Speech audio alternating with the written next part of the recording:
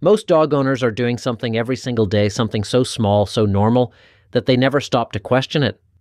And over time, without realizing, that one thing slowly starts to push their dog away.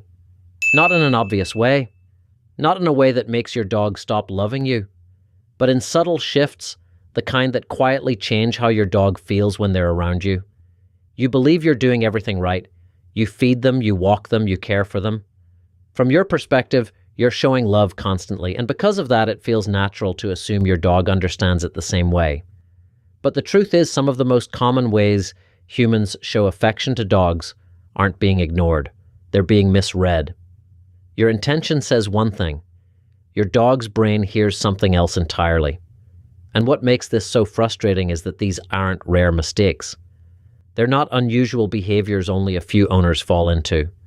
They're things you're probably doing right now, today, without even thinking about it. But here's the part that changes everything. There are a few small shifts, simple, almost effortless changes that can completely transform how your dog sees you. Not just as someone who takes care of them, but as the one they choose to stay close to, even when they don't have to.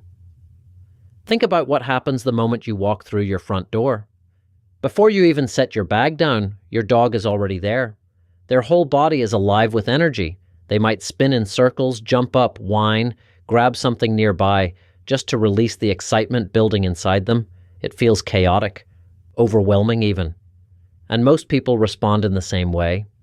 They say down or stop, or they turn away until the dog calms down, believing they're doing the right thing by not reinforcing that behavior. On the surface, that logic makes sense. You don't want to reward hyperactivity. You want a calm dog.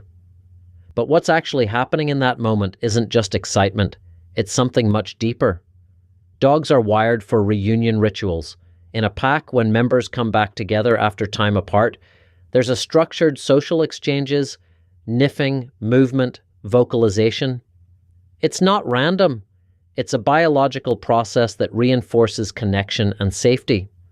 For your dog, that moment when you return home is one of the most emotionally significant moments of their entire day. It's the release of waiting, the confirmation that you came back. And when that ritual gets cut off, even calmly, even with good intentions, your dog doesn't understand why. The energy doesn't disappear. It just has nowhere to go.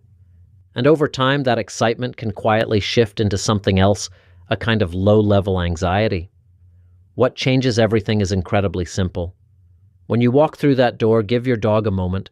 Get down to their level. Let them come close. Let them sniff. Speak softly. Let the greeting happen instead of shutting it down. You're not rewarding chaos. You're completing something your dog has been waiting all day to finish. And when that moment is fulfilled, you'll notice something surprising.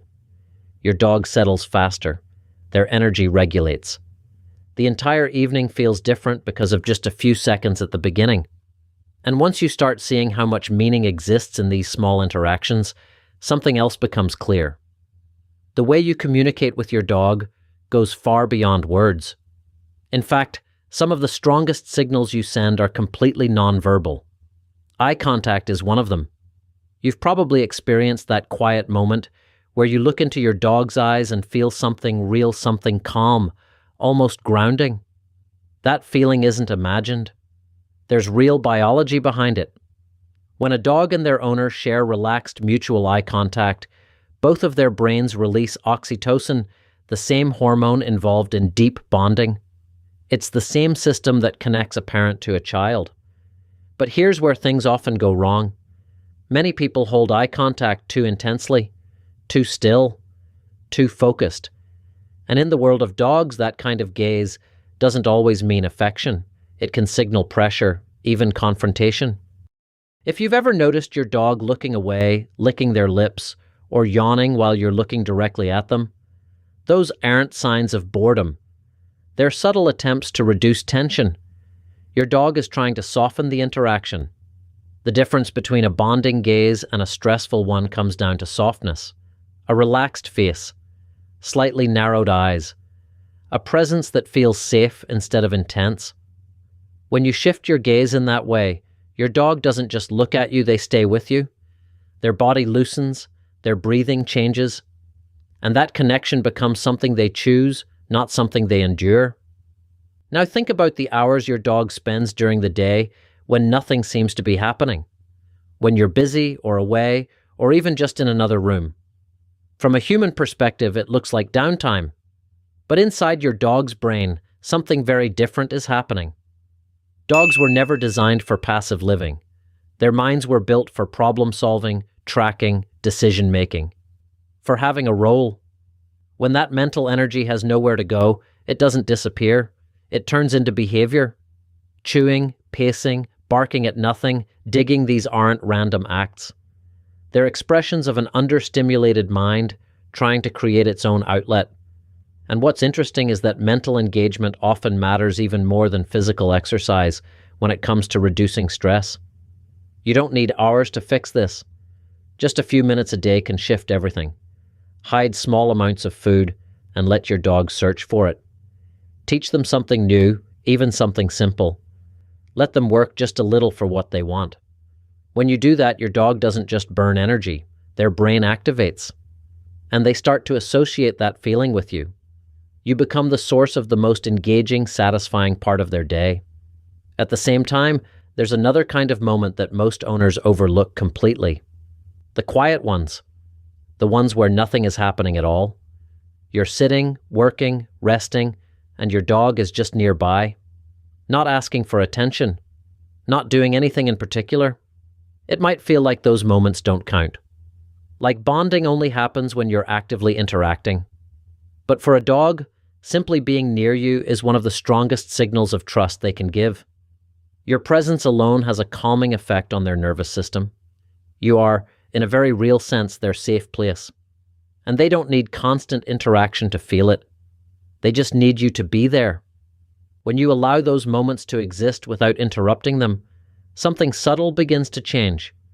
Your dog starts choosing to be closer, they settle faster, they rest more deeply, because the environment around you feels stable, predictable, safe.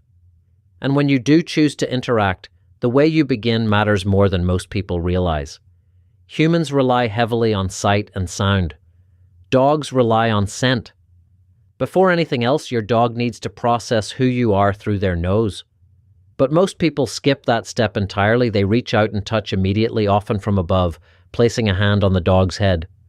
From a dog's perspective, that can feel intrusive, even slightly threatening.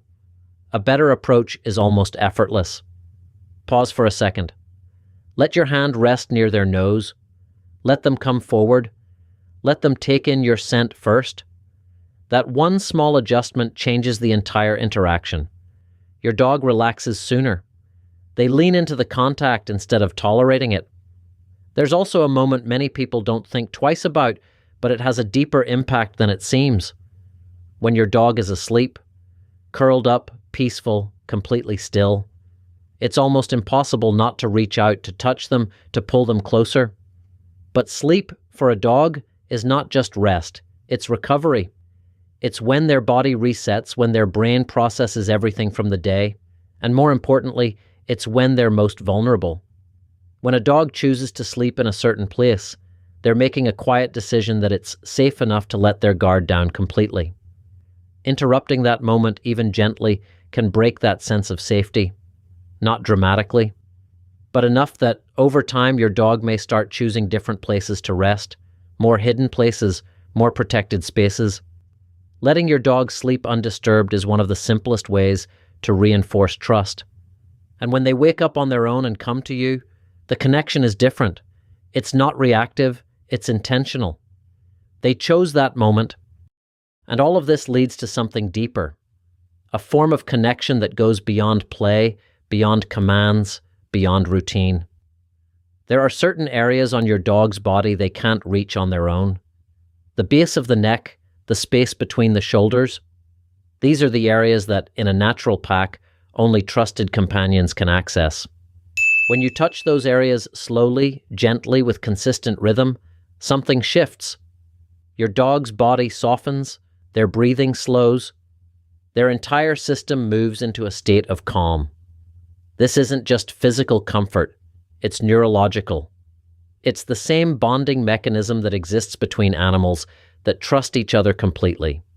When you combine all of these small moments, the way you greet, the way you look, the way you engage their mind, the way you share space, the way you initiate touch, you're not just improving behavior.